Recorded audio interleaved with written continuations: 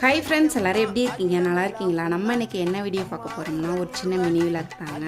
நேற்று வந்து வெள்ளிக்கிழமை இல்லையா, ஆடி 2வது வெள்ளிக்கிழமை.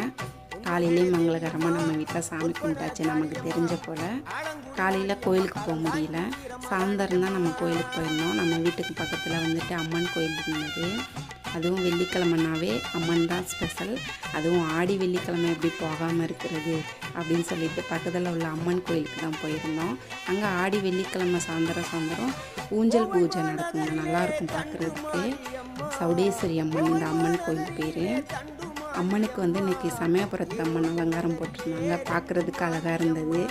மனசில் ஒரு வருத்தம் இருந்தது, எங்கடா ஆடி மாதம் வந்து சமயபுரத்தில் கூட்டமாக இருக்கும், நம்ம எங்கே போகிறோம் அப்படின்னு சொல்லிட்டு ஒரு மாதிரி கவலையாகவே இருந்தது. சரி, அங்கே போகாட்டினா என்ன, இங்கே வந்துட்டு அம்மனை பார்த்துக்கலான்னு சொல்லிட்டு இங்கே சமயபுரத்து அம்மன் அலங்காரம் போட்டிருந்தாங்க. பார்க்குறதுக்கே அவ்வளோ சந்தோஷமாக இருந்ததுங்க.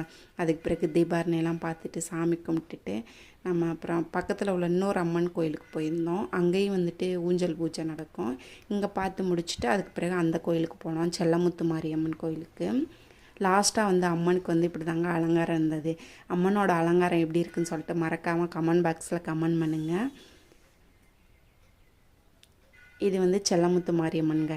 இதுவும் பார்க்குறதுக்கு நல்லா இருந்தது. அவ்வளோதான் ஃப்ரெண்ட்ஸ். மினி விளாக் பிடிச்சா சப்போர்ட் பண்ணுங்கள்.